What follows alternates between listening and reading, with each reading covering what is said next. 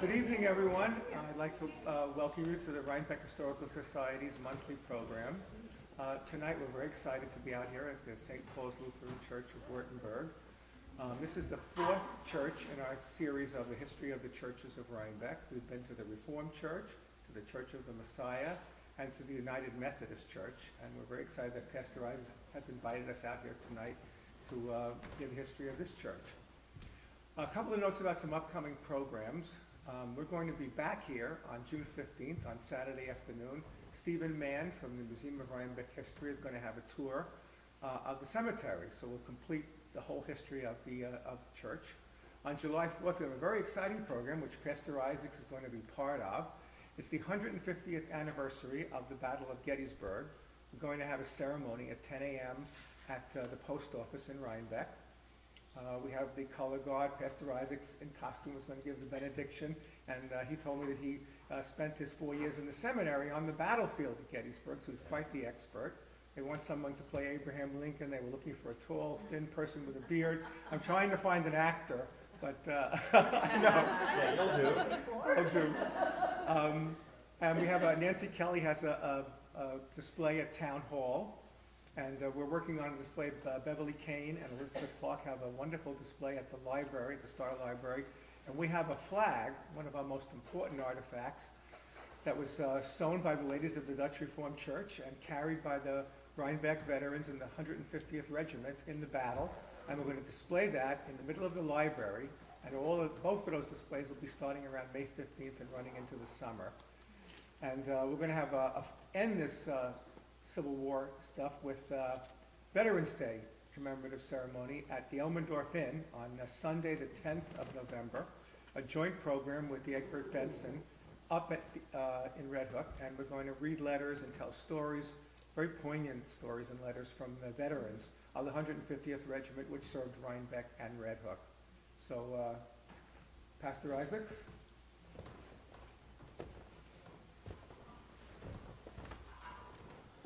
Well, good evening and welcome to St. Paul's Wurtemberg tonight.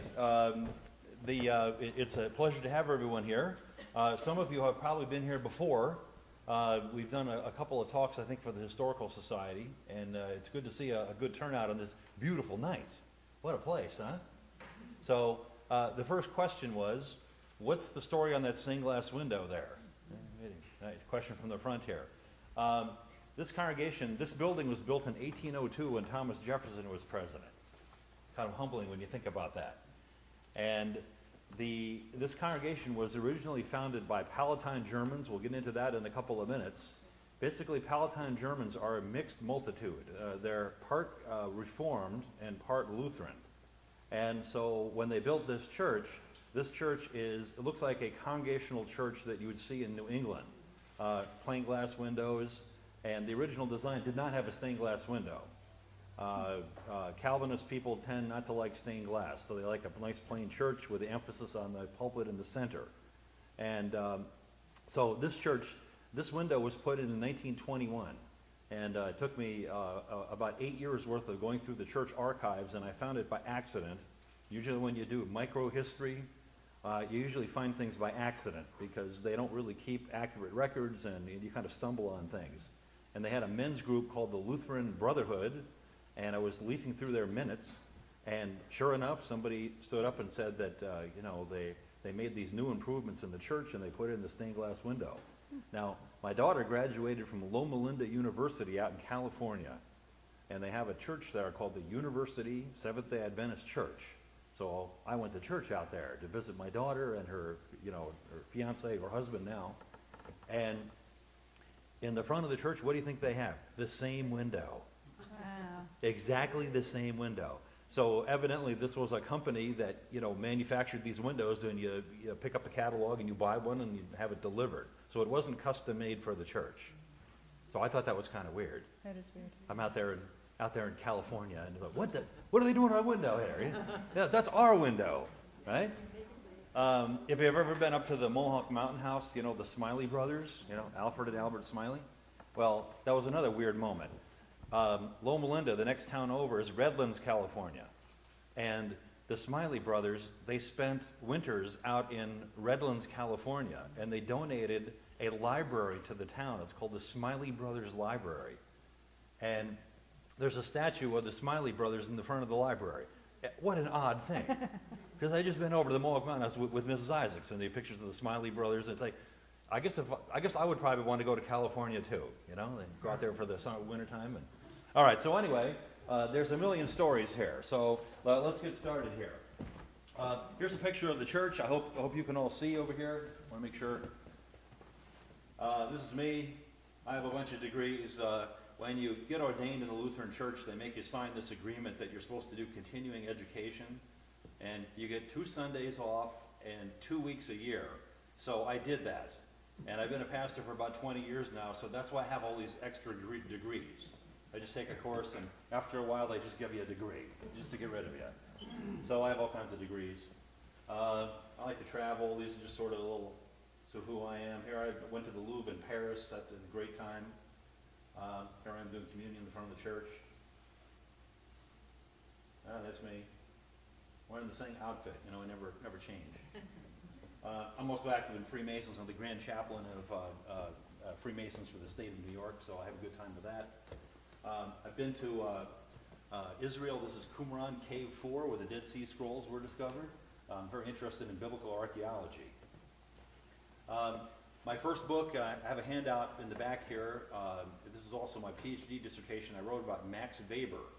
He wrote the Protestant Ethic and the Spirit of Capitalism, 1904. So I wrote this in 2004, 100 years later, to see if he was accurate in what he said. Of course he was accurate. It's Max Weber. He's always right. Like Mrs. Isaacs is always right. So really excellent book, and you can buy that on Amazon if you want. Yeah, here it is right here. You have to have a commercial, you know. Tonight's lecture brought to you by Budweiser. All right, here I also wrote a book about Albert Schweitzer. I have to get it off to the publisher. It's sitting there on my computer for the last like 3 or 4 years, and I've been to, this is in Strasbourg, and this is where Albert Schweitzer, he lived right down the hall and up here in that apartment. He was a seminary professor, Lutheran minister, an expert on Johann Sebastian Bach. He rebuilt organs. He was also a medical doctor, and he founded a missionary medical hospital in Gabon, which is French Equatorial Africa, and he was there for 50 years. And typically when Europeans go to French Equatorial Africa, they die after about 2 years, and he lived 50 years. Tough guy. So Albert Schweitzer, he's excellent. All right, here we go. Here's a picture of the church, and what's odd about this church, it hasn't changed. It looks this way, it's always looked this way, and we try to keep it that way. We've invested a lot of money in the building. We always try to do 1 or 2 projects to try to keep the thing going. One of the biggest architectural things we did, see these bars going across up here? We put these in about 4 or 5 years ago, and it's to prevent the weight of the roof from pushing the walls out. So we didn't tighten these things up to a perpendicular, but it'll stop it from moving out farther. And it's like a very old building here, and you're standing on the floor is made out of logs that still have the bark on one side. They plane down one side, and they're about this big around. They're over 200 years old. You can't even put a nail into them. They're so hard. So they knew what they were doing. And the rest of the building is made out of scrap lumber that was recycled from the German farmers. And if you get up into the balcony, there are hand-hewn colonial barn beams up there. Everything's kind of mismatched, but the building is here for 200 years. It's an amazing thing. If they would have used new lumber, the place probably would have fallen down a long time ago. So you got to kind of admire them. So, all right, here we go. In our cemetery tour, I want you to come for that. We have all kinds of interesting people buried here. This is the grave of Chester Henry Traver. In my book, I depended on him. He wrote a couple of excellent, really long articles about the history of the various Lutheran churches in the Hudson River Valley. He was the pastor of the Old Stone Church, which used to be called St. Peter the Apostle Lutheran Church. It closed in 1938, and so it's the kind of the mother Lutheran church of the Lutheran churches in this area. So people that want to do genealogical research, usually they come here, walking through the cemetery, and they're disappointed. If they go up there, they usually find their ancestors. So Chester Henry Traver, great guy. This is Alva Frost. He was the uncle of Barbara Frost. He's also buried in our cemetery. He wrote an outstanding history of St. Paul's Lutheran Church for the 175th anniversary. And what I did in my book, I wrote a book about this. I have something like 1,300 footnotes in the book. And the idea is, 50 years from now, when they want to write a history, the 300th anniversary history of the book, they have, of the church, they'll have something to work with. So I left a paper trail all over the place. And so my work is built on Chester Henry Traver and Alva Frost's book. Actually, it was a booklet that he wrote. This is Mrs. Samuel Frost, and this would have been Barbara Frost's grandmother, and she's buried here in the cemetery also. Now, this was a major find. Again, when you do local history, you go crazy, because the records are really spotty. Whole decades are missing. You try to piece things together. It's like a detective's thing. I worked on this book for 8 years, and just when the book was all done, Barbara Frost said, "Oh, here, I have this for you," right? And it was a scrapbook that her grandmother had kept, and it had all these obits in it from all the past pastors and people that were associated with the church from the 1870s, 80s, 1890s, 1900. And so, based on those obits, I was able to track down and reconstruct. I'm the 31st pastor here, and I was able to find the grave of a lot of the past pastors here. One of them is Chauncey Diefendorf, right? What a nice man. And he's buried up at Fort Plain Cemetery, and he died in 1910, and we were able to track down and find his grave. It's kind of neat. I'm probably the first person to visit the grave in 75 years. So it's kind of an interesting thing. So anyway, so if you're writing a local history, these family scrapbooks that have the obits in them and just people around town, outstanding. This was, I did my research before the Rhinebeck Gazette was put online. There's some guy that did this, I guess. Back with the old microfiche microfilm machine, it was like peeking into a keyhole, right, trying to see what's on the other side of like Howard Carter looking into King Tut's tomb, but you couldn't go in. And you'd sit you'd be there for like 4 hours. It'd be all blurry-eyed. You start hallucinating. So again, it's like trying to find a needle in a haystack. But now that it's online, this is a really good thing. So I'll have to do the revised edition, I guess. So anyway, Mrs. Samuel Frost, excellent. Oh, what happened here? I just shut it off. All right, there it is. That's Samuel Frost. Yeah. Now, one thing about these guys, great sense of humor. Okay. Well, no, I'm just kidding. No, these are serious people, right? That's all right. You weren't supposed to smile. Yeah, that's right. Well, the pictures will take like 2 minutes. You have to sit and not move, so that's why they weren't a lot of smiles. All right, here we go. The Palatines, you know this. They came here in 1709, 1710, 1722, 1737 on 4 different waves. And the go-to book on the subject of the Palatines is Phillip. You've heard of him? Have you, I suppose? Yes, no, maybe? This guy's really good. If you're interested, you want to know how the Palatines came here, read this book. He's who published this? Cornell University published this. And the heroic legend, all right? This is interesting, right? Why do we celebrate Thanksgiving? We celebrate Thanksgiving because the Pilgrims landed here, okay? Make a big deal about the Pilgrims landing here. Well, the Pilgrims landed here in 1620, okay? Now, we all know that Jamestown was settled first in 1609. So why is it we don't celebrate the landing of the Jamestown people? Well, because they landed in Virginia. And don't forget, we fought a civil war and the South lost. So Thanksgiving becomes like a major obsession around the time of the Civil War, and you can't have America be founded by Confederates. So the Pilgrim myth starts up.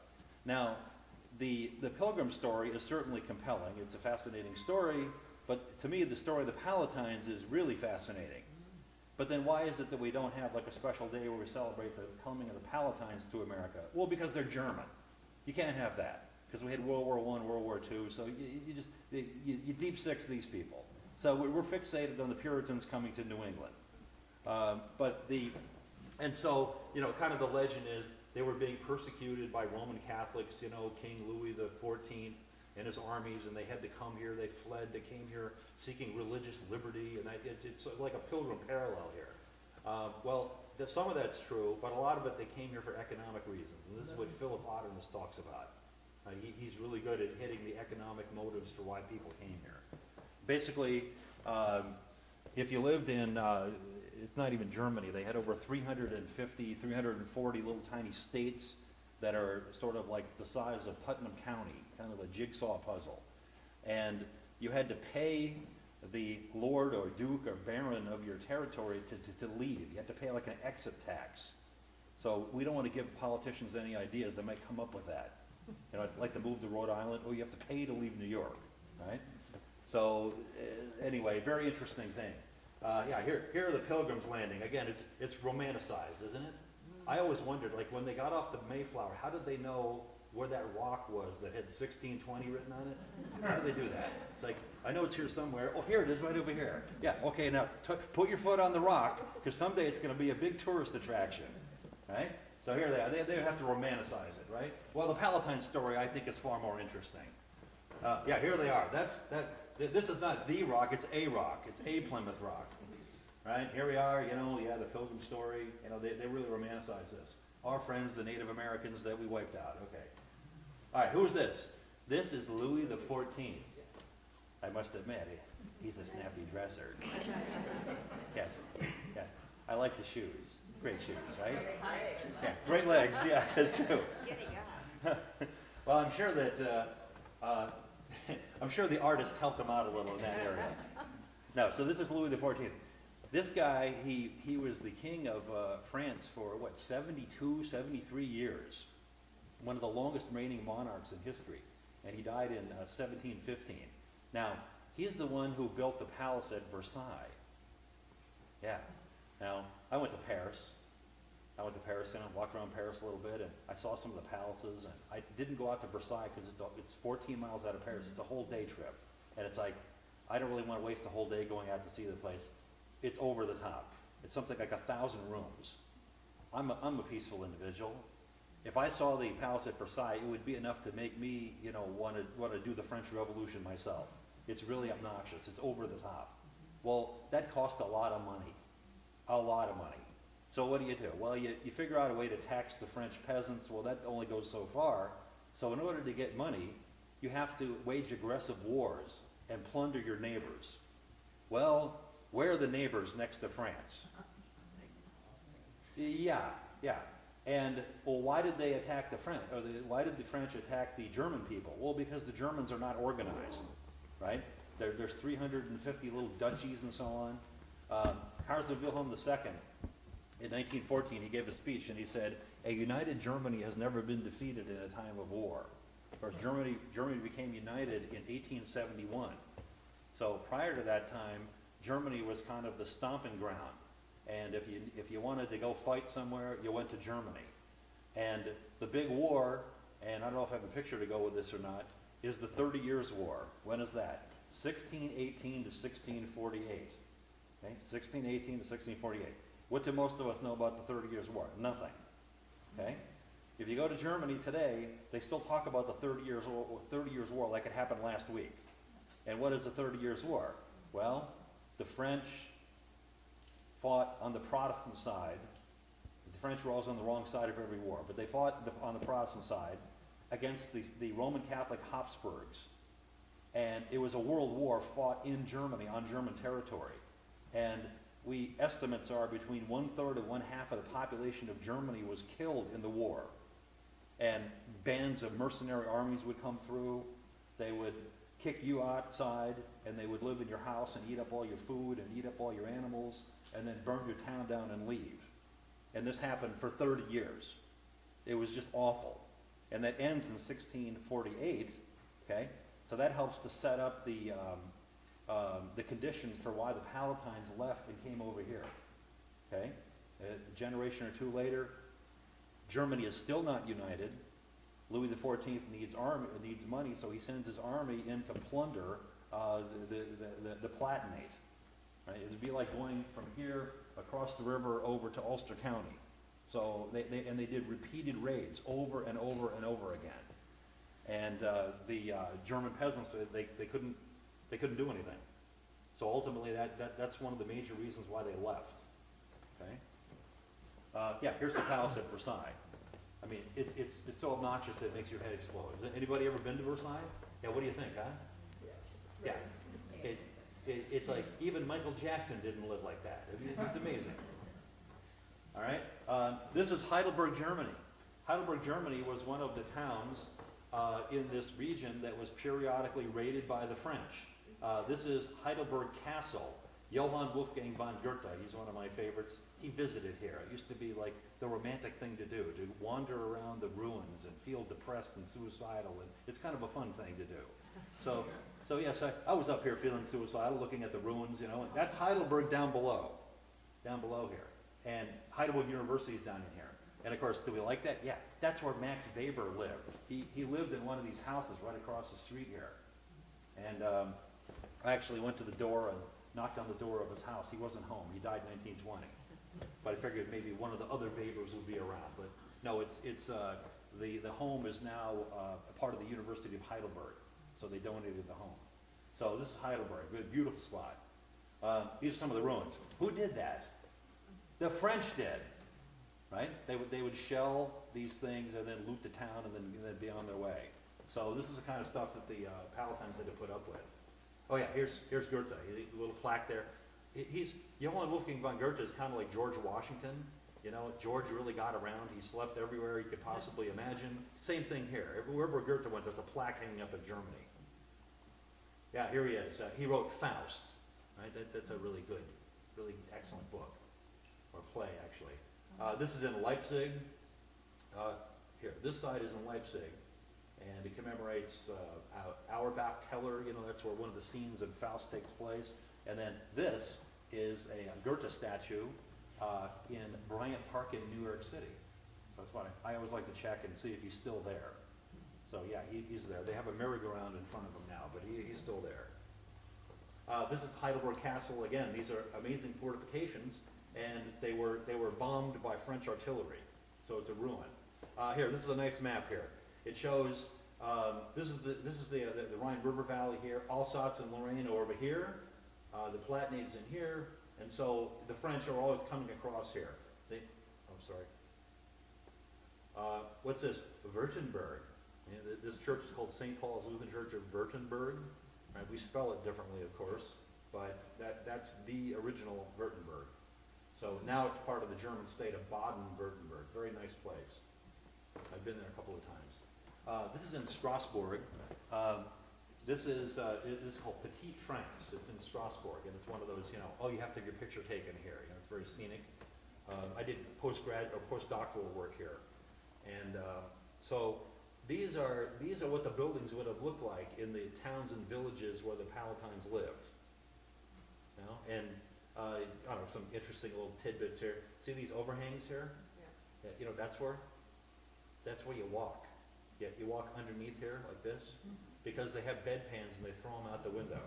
So if you walk down the middle of the street, you're going to run over by a horse, or you'll get hit by a bedpan. So you walk under the ledge like this, you know, to kind of be protected from things above. In New York, we worry about pigeons. I mean, you know, yeah, quite a thing.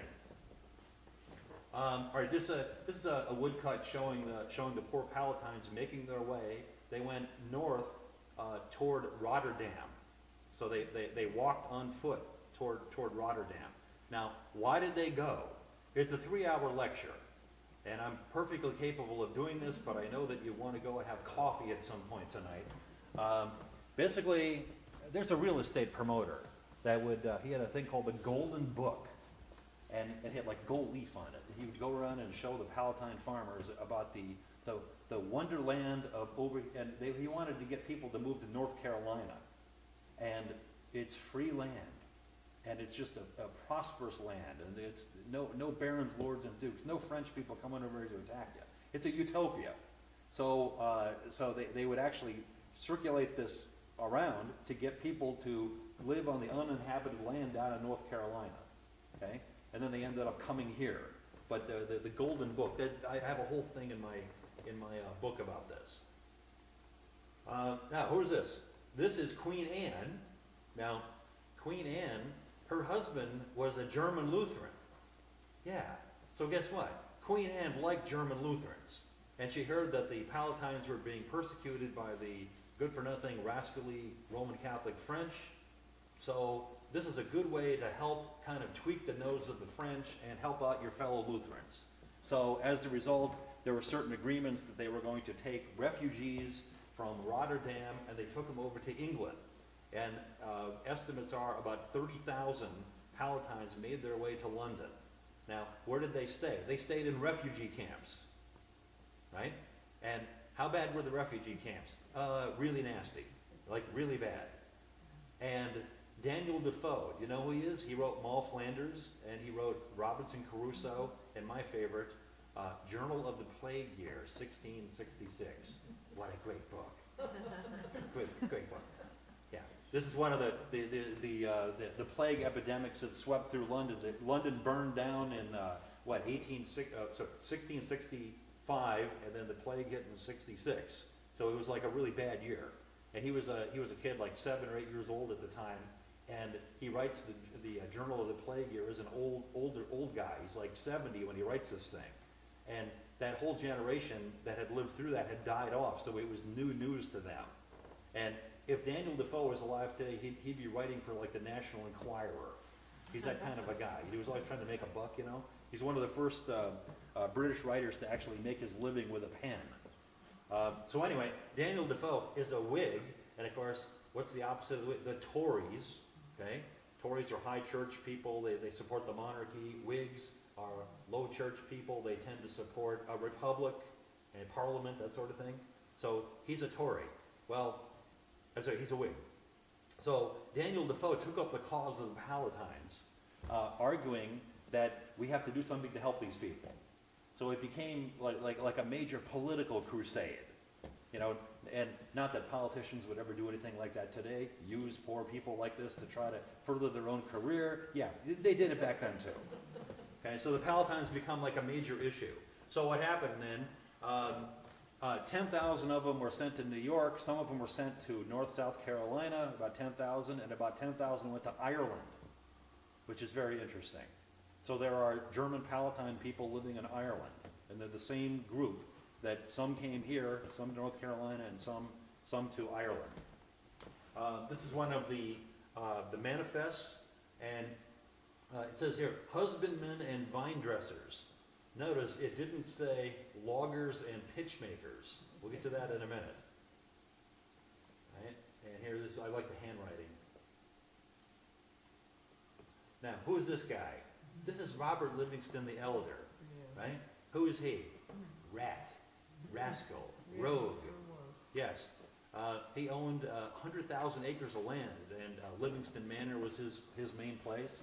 And he lived there for about 20 years, and there was 100,000 acres of land with nobody on it. Well, that's no fun. He basically wanted to be an English lord. And what does that mean? It's no fun being a lord unless you have peasants and serfs to live on your land. So he has to figure out a way to get people to come and live on his 100,000 acres of land. Raw agriculture or raw woodland doesn't do you any good. So he's the one that made a series of deals to try to get the Palatines to come and live on his land, and he promised them all kinds of things. Oh, we'll build a brewery for you. Of course, anybody who's German, you know, it is utopia. It's a brewery. Yes, we want a brewery. Right? There's going to be a mill there, and we'll build a church, and you know, the deal is you have to make ships works. What's ships works? That's hemp rope and pitch. Now, why do you need that? Well, it's a military thing. Hail Britannia, Britannia rules the waves. You can only rule the waves if you have ships. And where do you get pitch from? You get it from the hated Swedes. We hate Swedish people. Yes, and you have to pay big money to the Swedes to get the pitch to put on your Navy to keep your Navy going.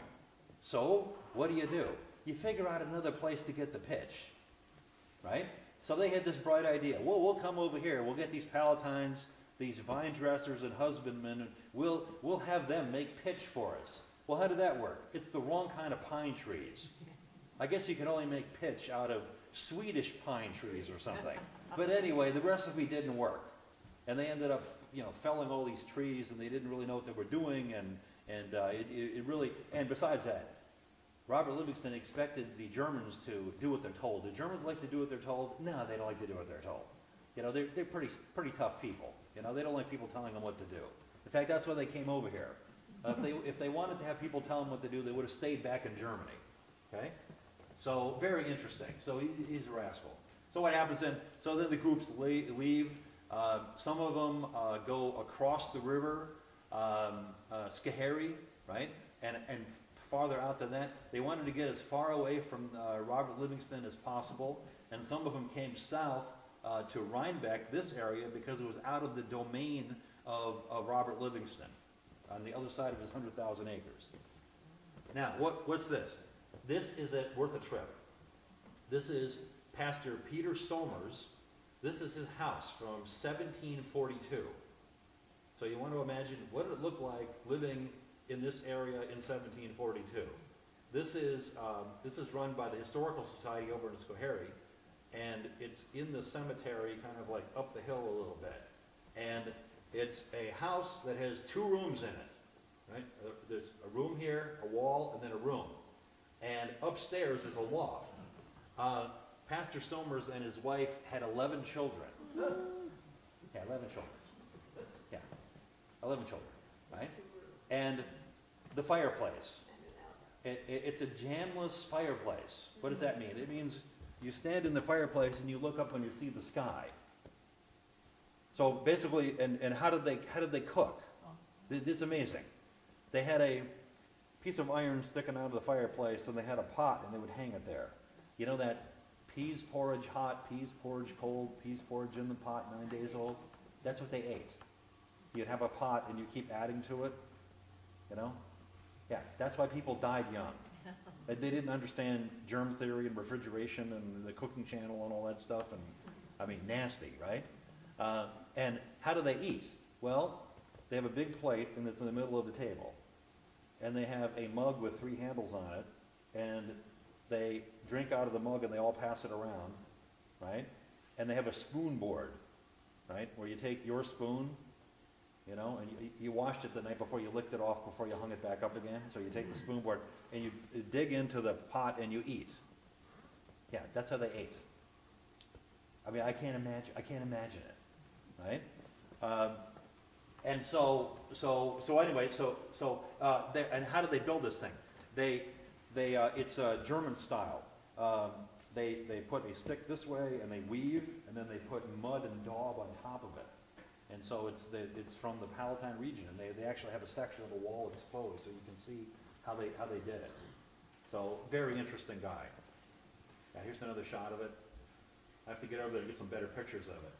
Yeah, here's the spoon board. Yeah. Now, who's this guy? This is Phillip Jacob Spener. He's the founder of the Pietist movement within the Lutheran Church. This is 1675. He wrote a book called Pia Desideriac. It means pious desires. After the 30 Years' War of 1648, basically the Germans that survived were like amoral. They lost their religion, they lost their morals and ethics, they had prostitution and drunkenness and gambling and all kinds of vices going on. And the churches were totally disconnected from the people. So the Pietist movement is, instead of Orthodox sermons that are head-based, the Pietist movement is a heart religion. Okay? So are there other parallels? Yeah, if you go to the Ukraine, right, Baal Shem Tov, the founder of the Hasidic Jewish movement, he doesn't like the Orthodox Jews, that's head religion, and instead it's heart religion. So while Baal Shem Tov is doing his thing in the Ukraine with the heart, Spener is doing his thing in Germany with the heart religion. And Puritanism is a similar thing in England. So it's interesting how these philosophical, theological movements kind of jump across denominational and religious lines. So he's important, right? Now, this is Halle University. This is in Halle, Germany. It's in the old East Germany. I actually went there and visited. And Halle University was founded by August Hermann Franke, who is a disciple of Philip Jacob Spener. And Franke is a great organizer. And he's the one who started Bible societies. So they started printing Bibles. Prior to this time, the only group that sent missionaries anywhere were the Jesuits.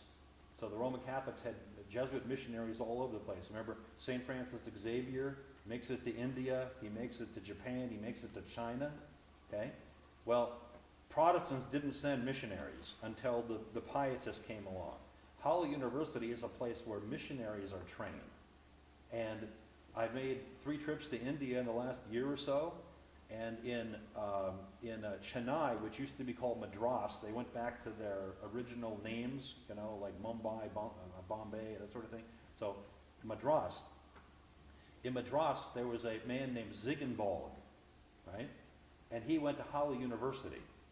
And he went to India, and he translated the Bible into the Tamil language. Remember, there are 900 languages in India? So the guy's German. And he learned the Tamil language, and he translated and so today, they still use Ziegenbalg's Bible from 300 years ago. It's unbelievable, right? Halle University is also where Henry Melchior Muhlenberg is out of Halle University. He, instead of going to India, came to America, and he's the one that organized the Lutheran churches in America. Remember, there's German farmers over here, and nobody with an education or in the right mind would want to come to the frontier of America. So the churches, they had like churches meeting in barns and things. They were not organized. So Muhlenberg comes over here, and he organizes all the Lutheran churches, and he's from Halle University too. So Halle is amazing. They had orphanages, Bible societies, all kinds of educational, like work training programs for poor people. It's quite an amazing institution. Yeah, here I am. Yeah, I actually visited Halle University. It was this is like at 2 o'clock in the morning or something. We were driving by in the bus and jumped out and got into one of the buildings. Now, who's this guy? This is Frederick Henry Quitman. Right? This is Dr. Quitman. Okay. Guess where he went to school? Halle University. Right? Now, unlike Muhlenberg, right, Muhlenberg is 1730s and 1740s. Quitman is a little later on. He died in what, 1832. So Quitman is a little later. Halle University went from being a pietist heart religion place to kind of the cutting edge of Christian liberalism, rationalism. Okay, so Quitman, he's a missionary. He goes to Curacao for a while. There's a slave rebellion, and he leaves and comes to New York, and he was just going to pass through and go back home again. But he found out, or somebody told him about, they needed somebody up here. So he came up the Hudson River Valley, and he stayed here. And Quitman is a remarkable individual. For 25 years, he was the head of the New York Ministerium. He'd be like being the Bishop of New York. And you've heard of Hartwick College before? Yeah. Right? Well, when John Christopher Hartwick, another Halle University graduate, right, lunatic, right, somehow he got a hold of 26,000 acres of land out by Oneonta, right? And he was an eccentric. I'm talking lunatic, right? He was a pastor he was a pastor here for a while, and at the Old Stone Church, and so they would ride like a circuit, and he didn't like women, you know, because he thought that like women were like too tempting to him or something, or maybe women were just too tempted by him, and he was so good looking or something, I don't know, and so he would, but he'd walk down the street. If he saw a woman coming, he would cross over the other side of the street to get away from him. Like he wouldn't like make eye contact with the women, you know. And he wasn't exactly diplomatic. During one of his sermons, the children were acting up, and he says to him, "Madam, please, don't bring your dogs or children to church. Nice guy, nice guy. No, but he was a lunatic anyway. But he was also from Holly University. And when he died suddenly, his estate went to the courts. It was in the court system for years. Who gets the 26,000 acres of land? And in his will, I forgot to, he left his estate to Jesus. Yeah, that's okay. Yeah, that's a problem. But we believe Jesus rose from the dead. It's a good thing, you know. But probably if you name him in your will, it's not a good thing. So, he created heaven and the earth. So you don't really have to leave him 26,000 acres in Oneonta, right? Anyway, so he created a problem. And in his will, he also said he wanted to start an educational institution to train missionaries to convert the Indians to Christianity. So the question is, okay, we got the land, we're going to sell the land, or they're going to use the money, or we're going to start a school, and we're going to try to fulfill Hartwick's will. And so the question is, where do you build the seminary? Where do you build Hartwick Seminary? Actually, Rhinebeck. They almost built it in Rhinebeck, and Quitman would have been the theology professor at Hartwick College, which would have been in Rhinebeck. But at the last minute, they decided, no, we'll put it out there. We wants it out there in the Wild West, out by, and so Hartwick College, they started in 1797, Hartwick Seminary, and the seminary closed in 1928 when they started Hartwick College, and they moved it from, it's about halfway between Cooperstown and Oneonta, down to Oneonta. They got some free land up on the mountain there, Lutherans, you know. We jump on the free land thing. Got like the free land, so that's where it is now. And if you read the brochures for Hartwick Seminary, they're always saying, it's centrally located in New York, and it's a lovely rural area for people that nobody wanted to go out there because it's in the middle of nowhere, right? And who went there? A lot of our past pastors were Hartwick Seminary graduates. So either they went to Gettysburg Seminary, like I did, or Hartwick Seminary. And there's a lot of back and forth between Gettysburg, Pennsylvania, and also Hartwick. So a lot of back and forth here. A lot of Rhinebeck people. A lot of Rhinebeck people. You know, it was a real, it was quite an institution. And this is the old stone church taken from another angle. Again, this was kind of the hub of the Lutheran churches in this area. The date is like 1717, so it goes way back. This is like the original. Here's what this is the inside of the old stone church. Now, who meets there now? A Pentecostal group meets there. And you know, what is it about that? Well, they don't need the benefit of an education or reading books because they have a direct connection with the Holy Spirit. So they meet there. And what would Quitman say about this? His head would explode. His head would explode, right?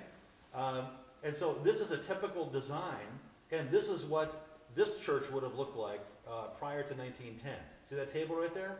We never throw anything out. That's another Lutheran thing, right? That table would have been right there. That would have been right here. And the pulpit, that's right here. It even looks the same. The pulpit would have been in the center. And what is that? The way this is designed, in the Lutheran Church, we believe word and sacrament are equal. Okay, word and sacrament, so you have the preached word, and it should be a really good sermon, and then you have Holy Communion, and it should be done in a respectful manner. They're equal, on the same level, see? Altar, right, like this, right? Now, this design is a Calvinist design, right? And remember, the people that started this church would have been Calvinists, so they have, the preached word is above the sacrament, the Holy Communion. So the table would have been down here, and you have bread and wine down here, and the preached word is up above. Okay, see that? So the architecture is a very important thing.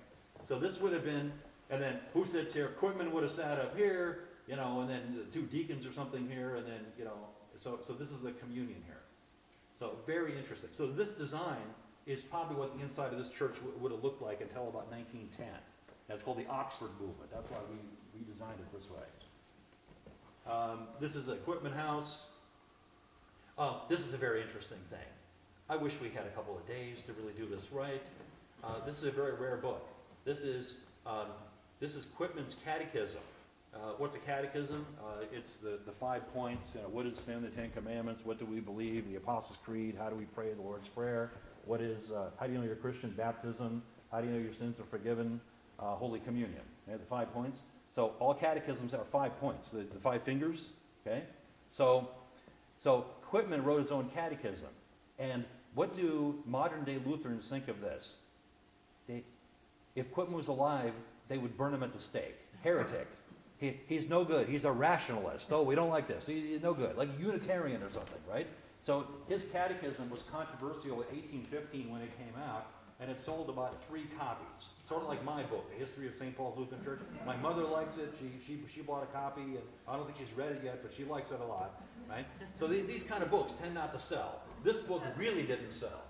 And I heard about this book for years. I went through the Gettysburg Seminary Library. They have every book you could possibly imagine down there. They didn't have this book. They have a copy of it at the Philadelphia Lutheran Seminary, and of course we have a copy here at the Quitman House. So this is a picture of that book. Right? So very interesting, very controversial book. Here's the Quitman House, right? So Quitman lived here. I like what they've done with the Quitman House. You get a good flavor for what it must have been like. Why do I have George Washington here? I don't know. He's there for some reason. I did this a long time ago. He slept there? Yeah, that's good. Yeah, wait, that's always a safe answer. It was either George Washington or Johann Wolfgang von Goethe. Somebody slept at the Quitman House, right? In a meeting with George Washington, that Quitman was persuaded to stay in the United States. Okay, all right, there we go. I remember it was something about George Washington. Excellent. Okay. Oh. Repeat that for everybody. Oh, go. When Quitman was on his way back from Curacao, back to the Netherlands, he Yeah. stopped in the United States. The country had just won the revolution, just formed a government, and somehow Quitman was persuaded to meet with George Washington and Martha Washington, and they told him that we need people like you here in the United States. There are all these Palatines up in the Schoharie area. It would be wonderful if somebody who has a doctorate like you, who's so well respected, would stay here. We need people of your caliber. That was persuasive. He stayed here. Isn't that interesting? Yeah, and he had a doctorate of divinity degree from Harvard Divinity School. It's an honorary degree. He's the only Lutheran to this day to have a doctorate of divinity from Harvard University. It's kind of quite an honor. So Quitman, he was quite a man. And this is Muhlenberg, okay? When John Christopher Hartwick was a pastor here, he had problems with the congregation, and they were going to run him out of town.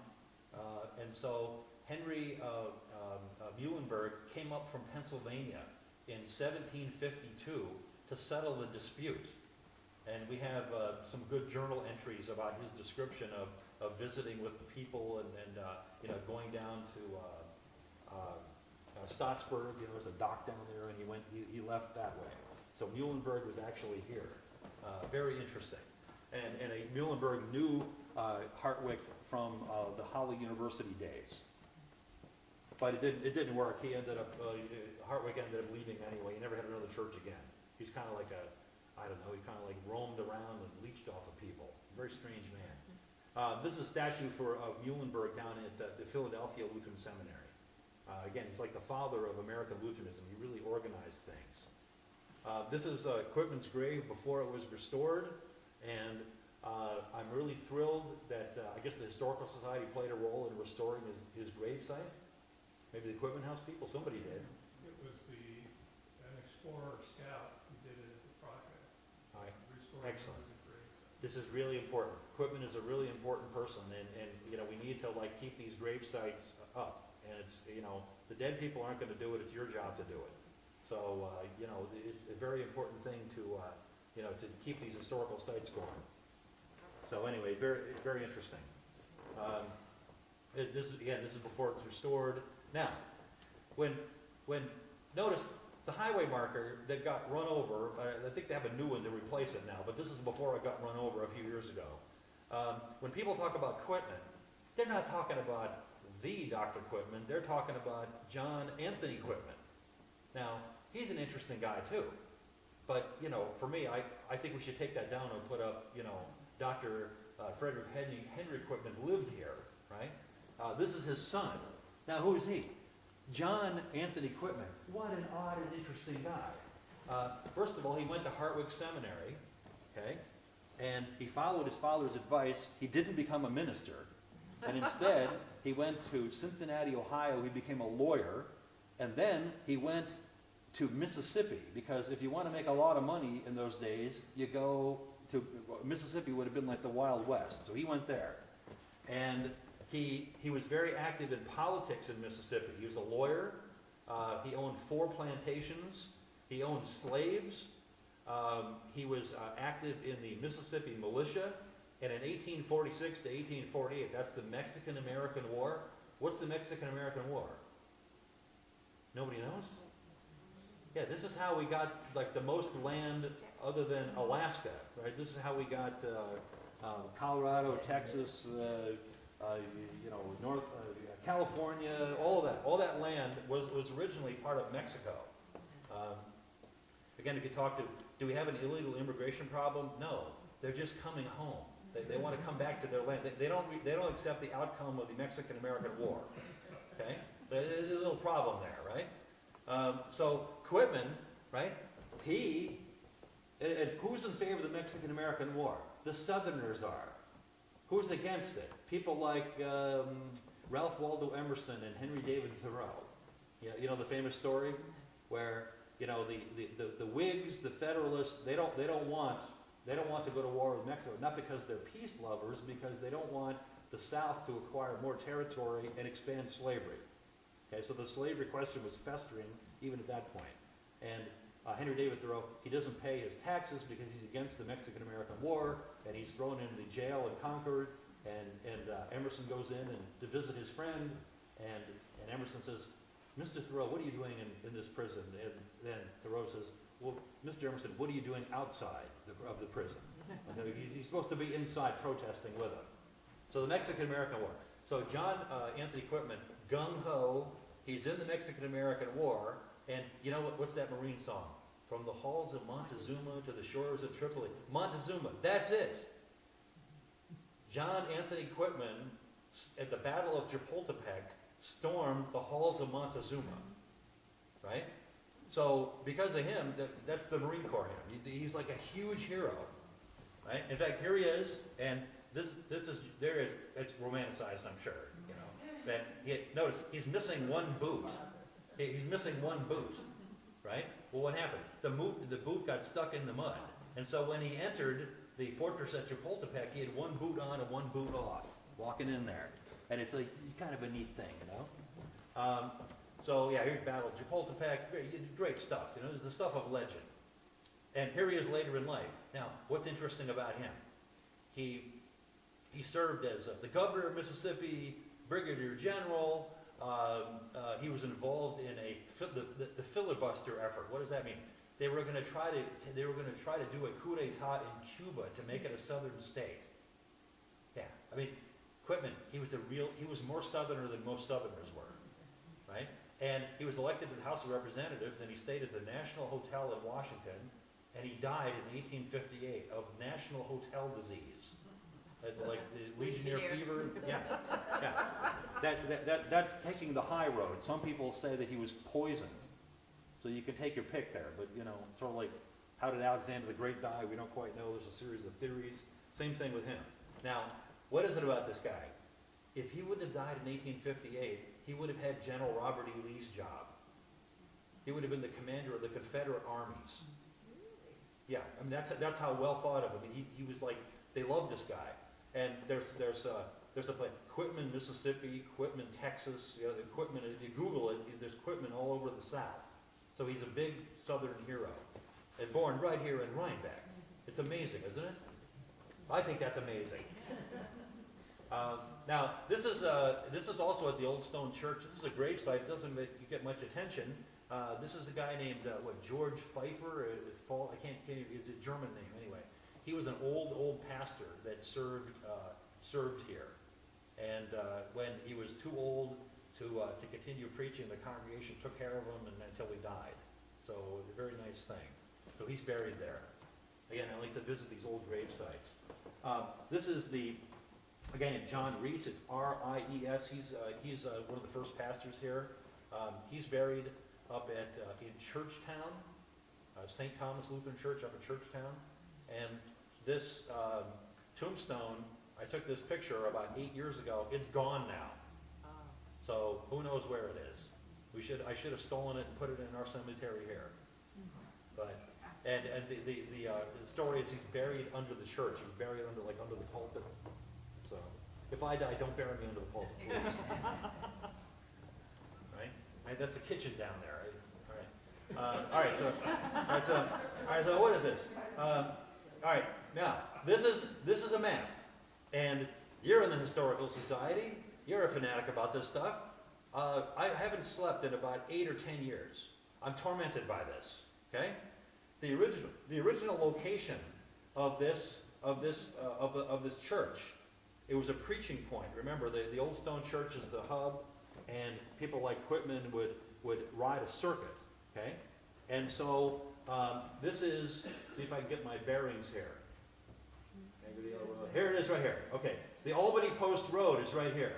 Okay, so Rhinebeck is up here. This is like Stottsburg down in here. Albany Post Road. Okay, now this is Primrose Hill Road right here. Okay, it comes across this way, and here's the current location here. It's about 4.5 miles from here to there. So it's the intersection of Albany Post Road and Primrose Hill, and I have three quotes, historical quotes, and they talk about Peter Fraley's burial yard was across the street from the location of the church. And evidently they met in an old barn or some building, not a fancy church. It was a preaching point. And when the people died, they buried them across the street at Peter Fraley's burial yard. And I've done all kinds. I've been to the Dutchess County Records, gone through there. I've gone every map I can get my hands on. I can't find it. But I'm sure that there are people buried in the woods down there. And these people would have been, this church, the official founding date is 1760, but it was probably 1750s, early 50, maybe 1750. And so there are people that are buried in the woods down there. And we have a row of tombstones right out the door here, right along here. They're about 5 feet from the building. And we did a little bit of construction this last summer. We did the window wells. And of course I jumped into the hole, because I dug a hole and I'm looking, and the soil isn't just, it's the same soil. So there's nobody buried there. And these tombstones are from 1740, 1760, 1770. We weren't here until 1800. So I think what they did, they took those stones and they moved them up here, and there's people buried in the woods down there somewhere. And, my goal in life would be to get a highway marker up there saying original location, or Peter Fraley's burial yard. So, if anybody is into doing historical research, go for it. I'm busy. I have to take Mrs. Isaacs to Walmart. I don't have time to do this stuff. Right? All right? So anyway, very, very interesting. And so they moved here. So 1750, 1760, they're down here. And up here, then, this is the current location from around 1800. These are some of the past pastors. All right, this is, who are some of these people here? This, I think, is George, all right. This is George Adam Smith. He was a pastor here, and he was a Hartwick Seminary graduate, and he was a New Measures man. Yeah, you know what that is? Ever hear of, I guess I haven't heard of him either. Hold on here. I'm dredging it up. Charles Granson Finney. You know who he is? Charles Granson Finney was from Western New York, and he's the one that perfected the science behind revival meetings. So if you go to Southern Baptist Church, they have the mourner's bench in the front. And you sing Just As I Am 17 times, and you come forward and dedicate your life to Christ, Billy Graham rally, that kind of thing. Well, Grandson Finney is the guy that invented this.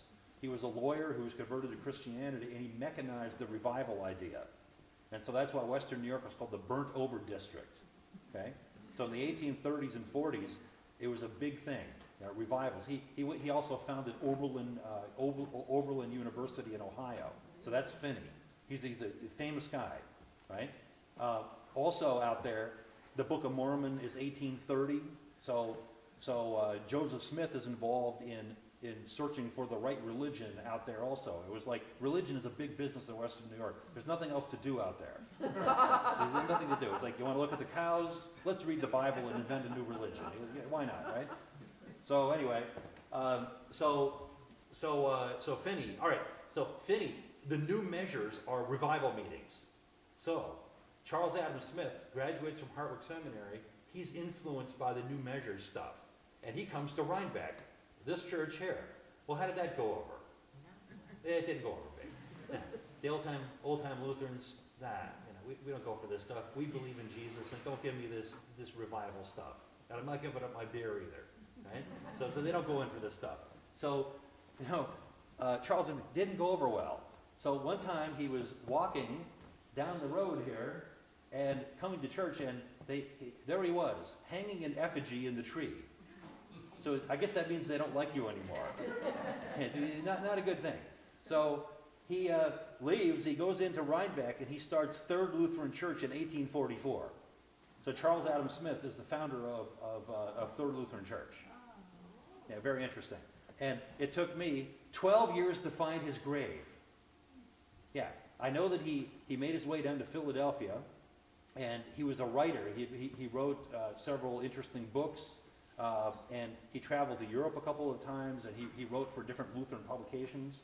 And so I read a lot of his stuff at the Philadelphia Seminary. They have great archives down there. And sure enough, I found his obit. And it says he died in Philadelphia with his children around him, that sort of thing. And he's buried at the family plot in Schoharie, New York. I'm like, I can't believe it. I came all the way to Philadelphia to find this guy. I was expecting him to be at a Mount Laurel Cemetery in Philadelphia or something. No, he's right across the river here. And so sure enough, I found his grave, right? So it's one of my great discoveries here, right? Got out a shovel. I wanted to dig him up. I wanted to shake his hand, right? So Charles Adam Smith. What is it? Yeah, here, see? Died in Philadelphia. There it is right there. See? I had that, but I didn't quite know where he was buried. So Charles Adam Smith, New Measures man. There he is, Smith. These are pictures of the past pastors, and his name will come to me in a second here. He was a pastor here during the American Civil War. The Lutheran parsonage here was built in October of 1870, and how do I know that? In the church records it says first wedding in the new parsonage, October 1870. So they came back from the Civil War, they built the minister a new house.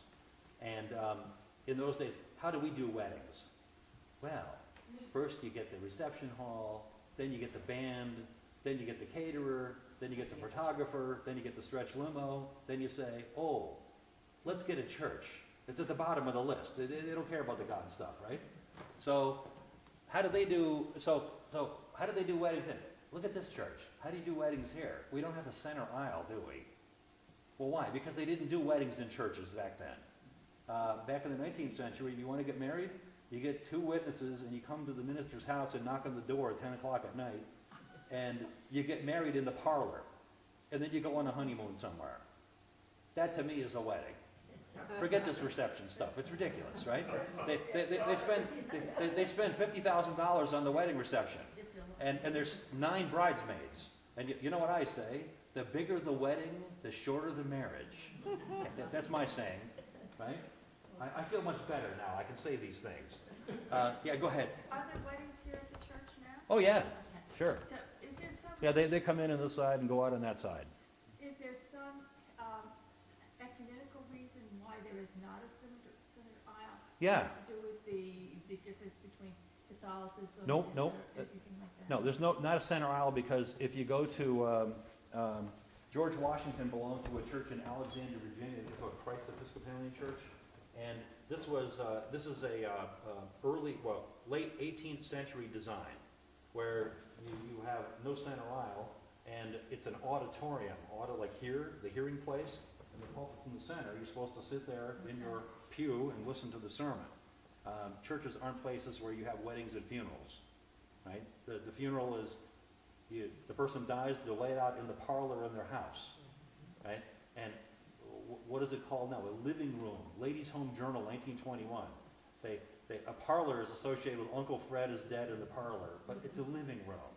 Yes, isn't that weird? So, yeah, Ladies' Home Journal did that because a parlor is old-fashioned. Uncle Fred is dead in the parlor. We don't want that. So it's a living room. Yeah, isn't that great? And a living room and a parlor. Yeah, well, some people are rich. I mean, got Uncle Fred in the parlor, and you got the living room over here, right? So the idea of having weddings and funerals, they weren't in churches. Like, you don't do that. And so it's kind of I think Princess Grace's wedding is the one that started it all, and then Princess Di got married, and then this other one, Kate Middleton, got married, and now all the girls want to have a wedding like this, like they're a British royal or something, very interesting. Huh? Oh, I did. Well, I think you are a royal something or other.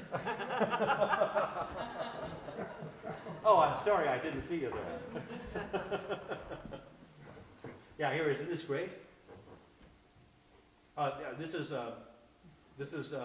his name is Dr. George Neff, and he's buried in Poughkeepsie, and he was here for 25 years, very highly regarded, and he was here during the American Civil War. And this is Mrs. Neff. Again, a lot of laughs, these people. A lot of laughs. So she actually lived in my house. That's where I live, right over there. I mean, it's really weird. You walk around, it's like, this is very strange. I live in a house where, like, this woman lived in my house in the Civil War. That's amazing to me. Here he is. He's buried in Poughkeepsie. Again, when he retired, his daughter lived in Poughkeepsie, and the Presbyterian church down there was having problems, and he stepped in and he cleaned up the church and got it back on stable again. People up here in Wurtemberg really love the guy, and there's a story where one winter they had hitched up sleds and went down there to visit him because he was an old man at that point. So that's Dr. George Neff, great man. This is Gideon A. Traver. We're getting into the various branches of the Traver family. In our cemetery, we have Ackards, Travers, and Cookinghams, Travers, and Ackards, Cookinghams, Travers. There's all variations of that. So they're all buried out here. And so this is, Gideon Traver is the father of Chester Henry Traver and John Gideon Traver. We'll meet them in a couple minutes here. And here's the family plot here. I can't wait to have Steve talk about the cemetery. I better come along with him because I probably know more about it than he does. So it'll be an interesting talk. I want to hear what he has to say. I mean, I buried half the people out here, so I know these people. Right? All right, this is Hartwick Seminary. We talked about this earlier, Hartwick Seminary. This building was here a long time. They tore it down at some point, and what a beautiful place. Here's a picture of it. And this is John Gideon Traver. He's buried here too. What a guy. There are very few people, that I would really like to go back in time and meet. He's one of them I'd really like to meet. He was the principal of the Hartwick Seminary for 55 years. And his wife is named Etta, E-T-T-A, and she's buried out here too. And the two of them basically ran Hartwick Seminary. And it was co-ed in those days, so they had the girls on one side and the boys on the other. And Aunt Eddie, she would walk the halls and make sure that, the boys and girls stayed apart. And she did all the cooking, and they had chickens and eggs and milked the cows and the whole bit. And John Gideon Traver would get out there and pitch. He'd play baseball with the kids, with the boys. 55 years they were devoted to this. And what a beautiful guy. When Hartwick Seminary closed in 1928, they moved all of their archives to Hartwick College. So if you go there, they have a beautiful library there. And you go down in the bowels of the building, they have a special room that's climate controlled, you put the white gloves on, they've got all the Hartwick Seminary stuff. Amazing. And they have a big picture of John Gideon Traver hanging up on the wall. And I should take it down and bring it here because they don't even know who he is. Right? Yeah, go ahead. Speaking of archives, how are your archives managed? Are they Uh, just here, or are they? They're up there in the balcony, and Patsy Vogel has been working on it for a number of years. Barbara Frost worked on it for like 20 years. And basically we have these big white envelopes with things kind of stuffed into it and numbered. So you haven't scanned them or? Well, digitized them? Patsy is working on that. And again, I'm a big believer in all this stuff belongs in the public domain so researchers can get to it. And so, you know, if you have historical stuff around, you know, yeah, keep it as long as you want, but if you're gonna die, put it in your will that it goes to somewhere where it's public. So how right. far back do your papers go, to the Stone Church? If you want to do archaeological, genealogical work, the best thing to do is go to the Star Library. They have all the records there. But If you want to look at the exact church records that we have, they're very sporadic. It depends on the minister. And in my book, I go into details. Sometimes they'll list, you know, like burial, the cause of death, you know, kicked in the head by a horse, you know, died of la grippe, you know, that kind of thing. But then other times you'll go for 20 years with no entries at all. So the records are very sporadic. it's up to the minister. Is there, in this church, is there like an Episcopal church, there's a vestry or a lay? Yeah, we have a church council. Church Mhm. council, do they keep minutes, or do you have minutes? Yeah, but they're pretty Sparsely. sporadic, and mostly it's a lot to do with, you know, what colors should we paint the church and that kind of thing. It's not terribly interesting reading, right? But the Star Library has the best genealogical stuff, right? Pastor, what do you have on the historical, RhinebeckHistory.org website listing for WLC, which is Wurtemberg Lutheran Church Okay. Archive? And she's probably adding stuff there, right? So you could sort that according to date to see what things you have. Oh, beautiful, that's good. Because I know when I wrote this book, basically the file cabinets were there. And I kind of like pulled the envelopes out and kind of looked through them, and things were kind of like, you know, Barbara Frost was a librarian, so things are like in envelopes and they're numbered. So it's good that way, but the stuff is kind of like not really in any specific order. I keep thinking about what happened to the Methodist Church and their archives with the loss of documents and their fire. Oh, yeah. Yeah.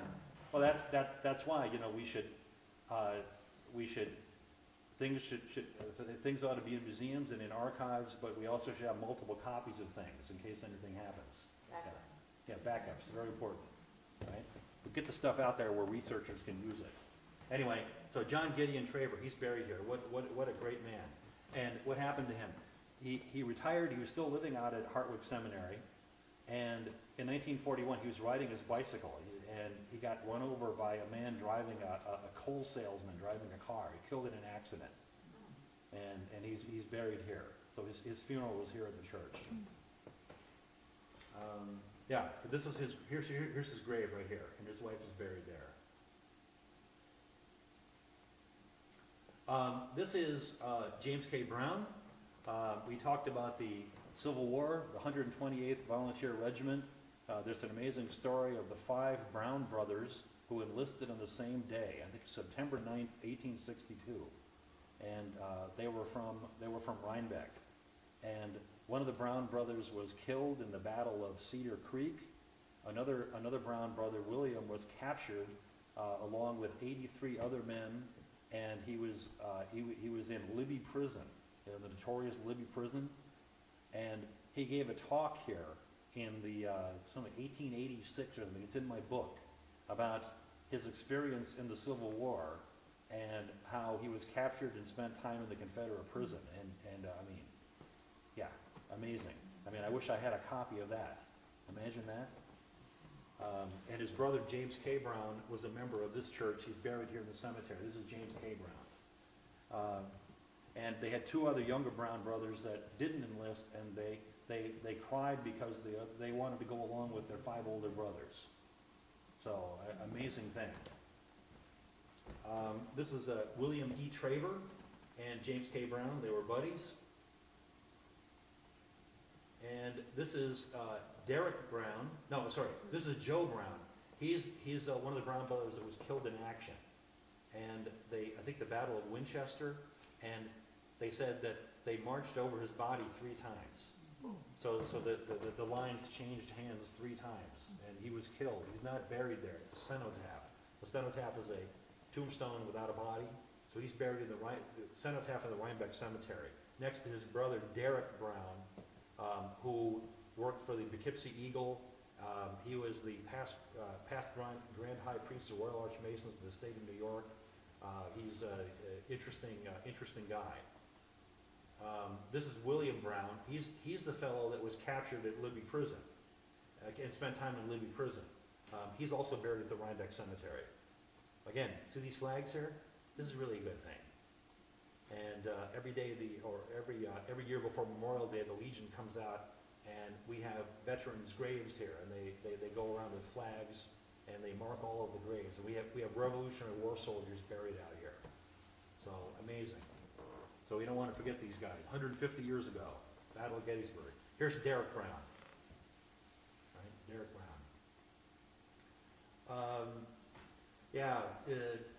Port Hudson, Louisiana. That's a long story. It was a horrible, nasty battle, and he was the colonel with the 128th, and he was killed in action.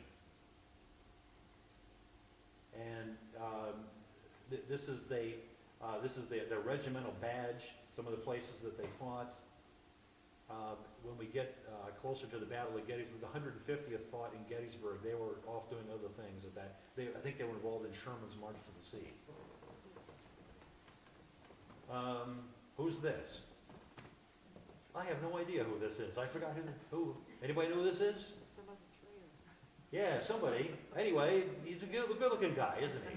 We'll go on to the next one here.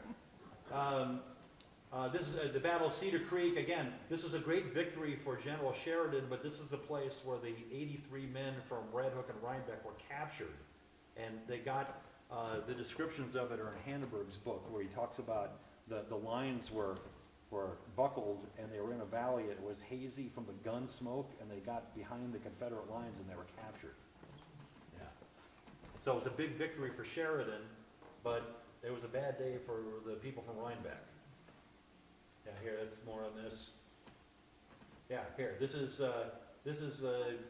Andersonville prison, I think. And again, this is horrible, right? It's like war crimes here. This is the 128th. This is one of their camps in Baltimore. And this is James K. Brown's grave. Here's the church. Again, I could do a whole lecture on the architecture of the church. Basically, it's an 1800 church, and it looks like a colonial New England church. The congregational look, so with the plain glass windows. It's this painting right back here. If you look back there, you can see it on the wall. This was in Barbara Frost's house, and she gave this to the church. And these are the sheds. This is a black and white picture of this. These sheds were torn down in 1963, and people are still mad at me over this. It's not my fault. I was in the 3rd grade then. I wasn't even here. I lived in Maryland at the time. I have nothing to do with this. So don't be mad at me about this. They stopped me in the street. You tore down the shed. No, the Shed Society was formed in 1863, and they sold stock. And they had a stockholders annual meeting every year. And what is it for? Well, when you come to church, you put your horse and buggy in the shed in case the sermon got a little long, which never happens here, right? The horses would be comfortable. And of course, when as years went on, you would pass it on to your son, and your son would pass it on to your grandson. Yeah. So they keep them in the families, right? You'd actually own the sheds, right? So the buildings, they were falling down. Does anybody remember Mary Boss? Right? She died a few years ago. She was 93 when she died. She lived down the road here, and she went to the one-room schoolhouse here. And she says, well, when I was a kid, on recess, we used to play in the sheds. Right? So the sheds were, kind of a Wurtemberg landmark for many years. Benson Frost Sr. did work for about 10 years running around town tracking down the people that owned the sheds but didn't go to church. Not that that ever happens, you heathens, right? And so he had to track all these people down and find out, you sign it back to the church. And so we were then able to tear down the sheds, and now you can park your car there. Very interesting.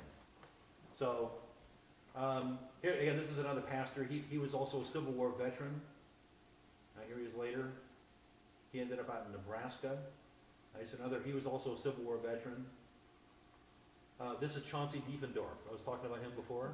And doesn't he look like a nice old gentleman? And here, he's buried up in Fort Plain, and I found his grave. This is very... Now, the churches, okay, Wurtemberg was out in the country, so there are farmers around here. And what do? Well, they don't have Duck Dynasty on TV. They don't have radio. It's boring living in the country. So they would come to Wurtemberg, places like Wurtemberg is like the community center, and they would put on plays. So this is from the 1880s. It's a play that they put on, and obviously something to do with colonial something or other, right? So these are people in the 1880s? Yeah. No, they're in costume. Yeah, they're in costume for one of the dramas that they put on here at the church. But that was taken in 1880 or Yeah. modern people? No. This is like 1880s. Okay. I have it in my book. I have the exact date of all this stuff. But I think that's kind of neat, isn't it? How far did the parishioners travel to get there, and how many were in the... A good rule of thumb, when you go to Minnesota where everybody is Lutheran, Yes. they have churches there every 10 miles apart. And why is that? Because with a horse and buggy, you go 5 miles in each direction. That's about as far as you can go in a horse and buggy. So the churches are every 10 miles. So that's why they didn't go up to the old stone church. That's too far away. Now, was that sold to the current congregation? No, it's the Cemetery Association owns the building and the cemetery, and they have an agreement with the Pentecostal people to mow the lawn, and that's how they pay the rent or whatever. Which cemeteries? The one around the old stone church? Okay. Yeah. So that's how that deal works. But it used to be a Lutheran church. This is Archibald Dietz. This is an amazing guy. He was ordained here at St. Paul's Lutheran Church in Wurtemberg, and he was a pastor for 73 years. He died in 1965. That's amazing. And he was a doctor of divinity. He was a famous pastor in New York City, and amazing guy, Archibald Dietz. Here's a picture of the church from 1900. Isn't that amazing? It's the same. It hasn't changed at all. That tree isn't here. Other than that, and then this is the schoolhouse back here. We'll be talking about that in a minute. And if you look real closely, there's like a porch here. Well, that's you pull the horse up and you get on that way. It's like a little loading area. And the steps are the same. The doors are the same. It looks exactly the same. It's amazing. You got an elevator. Yeah, now we have an elevator. We back there in the corner, right? They didn't have that then, but it's amazing to me. This is a close-up of the schoolhouse. The schoolhouse dates back from 1797, and it closed in 1938. And the building was sold and moved in 1955. So, and it was located right back here. So, very interesting. And it was called Wurtemberg School Number 8. Here's another picture of it. Where is it? Where is it? It's a guy's house now. You kind of you go out to the road, down a little bit, and it's off to the left. The guy's added on so many times you can't really get the shape of it. But that building was built, as far as I know, around 1878. So, but it was just a little tiny schoolhouse. This is a great picture of the children putting on some kind of a pageant in the schoolhouse. And I have the date of that too. Again, it's grades. What is that? I say it looks like graduation. They all have white dresses. Yeah, it was some kind of a spring festival, and somebody got to be the queen, one of those kind of things. It's in the book. Oh, yes. That's her court. Here's your schoolhouse. This is Halloween. The kids are dressed up in costume. Again, I like the idea of, don't let me do a 3-hour education lecture, but one-room schoolhouses are a good idea. you have about 10 or 12 kids in a class, and the older kids help the younger kids, and they go home for lunch, and the parents know who the teacher is, and the teacher knows who the parents are, everybody knows everybody, and yeah, this is a good thing to do. So I like one of the schoolhouses. Here it is being moved to the new location. I think they sold it for $500. This is a painting by Heinrich Hoffmann from 1890. Does anybody know where the original of this is? I do. It's at the Riverside Church in Manhattan. John D. Rockefeller built the church, built the Riverside Church in Manhattan, and there's like a little side chapel with this painting. And Nina Traver Young, who is John Young's mother, right? In 1942, she went down there and copied the painting, and the painting is back here, up in the balcony. And she did two paintings. One is behind the altar at Third Lutheran Church, and then this is the other one. This church, this painting was at St. Paul's Lutheran Church in Kingston, and they closed, and they didn't know what to do with the painting, so they called John Young, who was still alive at the time, and he called me and said, well, what do I do with this thing? And I said, we'll take it. So it's hanging up back there, and Nina Traver Young is buried in our cemetery here. So it's very appropriate that it's here. Again, it's not the world's greatest painting, but you know what? I kind of like it. It's Jesus praying in the Garden of Gethsemane. And so that's a connection then. Here's a picture of the inside of the church from 1938. It looks the same. Somehow they painted the pews. I think this was around 1960 that they painted the pews white. It used to be nice and dark and depressing. That's what I like at church. Got to be depressing. Yeah, it looks good. This is William Boomhauer. He was a pastor here. He went to Hartwick Seminary. He was a pastor here in 1916. And his brother, Millard Boomhauer, was 16 years old. He lived here in the parsonage. And when World War we got into World War I, he enlisted in the Navy. He got permission. He was, a very young man, like 16 years old. And he got Spanish flu. He lingered for a year and died in 1919. He was 17 years old when he died. And the baptismal font here is given in his memory, Millard Boomhauer. So I think about that every time I baptize somebody. And he's buried up next to my house up here, next to the parsonage. And that was his brother. Again, these are just past pastors. This is Dr. Herbert Finch, very interesting man. He was a Lutheran pastor, but he's also the chaplain at Wasaic at the hospital there for many years. And he filled in for about 15 years here in the 1950s. And he did graduate study at Heidelberg University in 1908, so before World War I. I'd like to talk to him sometime. Interesting gentleman. And this is Pastor Fred Dunn. He was in World War II. He was in the submarine service, and he's buried here in our cemetery. This is Pastor Sylvester Bader. He was here in the 1970s. This is Henry Lafayette Ziegenfuss. Yes, Ziegenfuss means goat foot in German. Ziegen is goat and Fuss is foot, so Ziegenfuss. That's my email address. Ziegenfuss U at Ziegenfuss University. That's my Monday night Bible study class. If I called it that, nobody would come. So it's called Ziegenfuss University. He was a college student at Pennsylvania College. That's Gettysburg College. And the Confederates were coming down the Chambersburg Pike.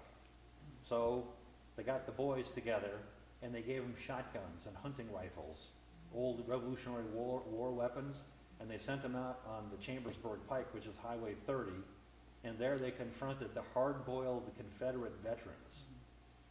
And basically, this is June 30th, they spanked them and took their guns away from them and took their shoes. And some of the boys ran all the way up to Harrisburg, and some of them were captured, including Ziegenfuss.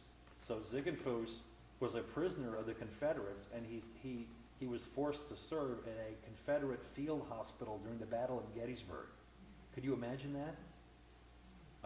And then he ended up graduating, and he went to Philadelphia Seminary, and he was ordained at Third Lutheran Church in Rhinebeck, and he taught at the DeGarmo Institute, which was located next to Third Lutheran, and he taught chemistry and German.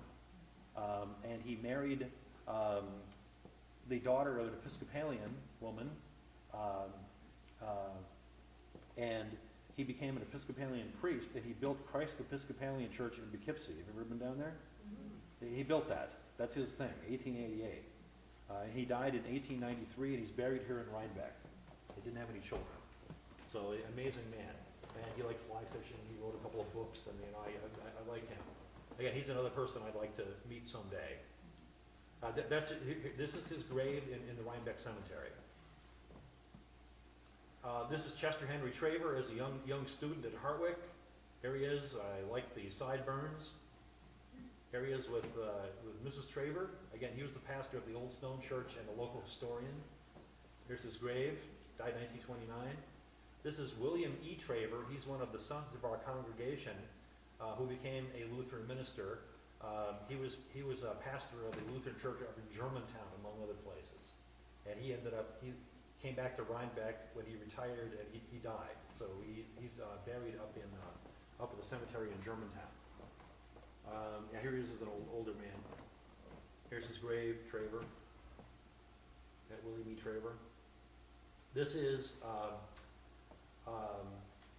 Pastor John Kling. He is the Grover Cleveland of St. Paul's, Wurtemberg. He served 2 non-consecutive terms as pastor here. He was here for like 20 years, and then he went away, and he came back, and he served like another 10 years. It's a very odd thing. So here he is before and after. This is the parsonage around 1913. Again, there was a barn back there, and it looks pretty much the same. We redid the porch last summer. We try to keep it looking as authentic as possible. We try not to do anything. Now, this is August the 8th, 1913. This is great. It's Pastor John Kling, there he is, and his wife. It's their 50th wedding anniversary. And they had a party for him. And so here everybody's sitting in front of my house. What are they doing there? Who are you people? What are you doing here? Right? I think that's really neat. And I have the invitation and everything from August the 8th, 1913. It's like we know the time and everything. Amazing. So you have to have your whole congregation on August 8th this year. Sit out there in front of the church. Right. It's hard to get them all together because the minute the service is over, they get in the car and they run away as fast as possible. They want to get away from me, right? This is another family get-together. Out here at Wurtemberg. Again, if you zoom in, there are some people here you probably know. This is the famous picture of Benson Frost Sr. And Franklin Roosevelt. Okay, he was a rare thing in Dutchess County in those days, a Democrat. I remember Vincent Frost a member here? Yes. Vincent Frost Sr. was Barbara's Father. Yeah, and he's buried here, and so is Benson Frost Jr., and so is Barbara Frost, and Barbara's mother is named Elizabeth McR. That's what they called her, Elizabeth McR. It's kind of a neat thing. So they were all Democrats.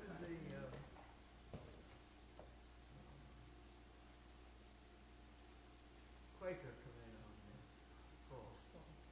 I think Samuel Frost had some kind of a Quaker lineage there. Yeah, and they lived, right down on the other side of the cemetery here. So they were like members for forever. But who built the house then on Chestnut? I don't know. It was the Frost house. No, which Frost built it though? Did he build the house He or? built the house. Yes. Yeah. Okay, I didn't know if he built it or if he just bought it or whatever. And there's an excellent picture of that house in the Star Library. Again, that was, it's a long story behind that. Barbara told me that her father had represented somebody in a law case, and she was a painter, and she couldn't pay, so instead she painted the house for him. And I love that, crystal clear, really beautiful picture, and that's their house. So, anyway, so that's a famous picture. This is oh, come on.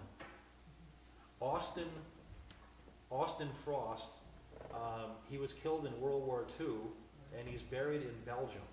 And we have a cenotaph out here in the cemetery marking his grave. So, if you go to Europe, you need to go to visit the American cemeteries and think about that. Okay? And he was killed by mortar fire. So was he a son of see him? I think he might have been the son of Alva Frost, but he was, you know, he killed in World War II. And then I have the whole story, that's also in the book. This is Henry Wall. He was a pastor at St. John's Lutheran Church up in Hudson, and his wife was connected to this church, and they're buried out here. Yeah, he was from Canada. This is Elder J. Himes. He was a pastor here for 25 years, and he's buried at the Old Stone Church here in Rhinebeck. Yeah, here he is. And this is a line drawing from 1973. Again, you know, that's what's good about it. The church never changes, so you can use old pictures and pass it off as something recent, you know. All right, and that's pretty much the end. Do we have any questions from the floor or anything? I gave you the short form, believe it or not. Oh, wow. You know, there's some handouts around here somewhere. If you want to buy the book, it's on Amazon, and it's like a micro history, you know, it's like, and it's all detailed about this church and everything possibly related to it. I think you might find it to be interesting. Are the pastors called here by the congregation, and how do you? Yeah, it depends or is it on, assignment by it depends on, when I was sent to Rhinebeck when I graduated by the ELCA, and the bishop assigns you here. Okay. And you get a name from the bishop and the call committee they better take the name. If they don't, they get punished. Not a good thing. You mean the church? Yeah, you won't get another name for like 4 years or something. So pretty much you have to take the person that they send you. But they have a call committee. And historically, the Lutheran, this Lutheran church especially, is extremely independent. And they don't like people from Manhattan telling them what to do. So we still have that same attitude now. Yeah. You've been here how long now? I came here in 1996. I've been in Rhinebeck since 1992. So, and I like it out here. You know why? I have 3 cemeteries. And the people don't bother me. I get along famously. I like the people in my church and everything, but I prefer the dead, my dead relatives or ancestors and the people out here, you know? I spend time with them, you know? I like it out here. I like it out in the country. And we have a really nice congregation here. And so it's a good place to be. What's the size Well, of they the parish? agree with you then.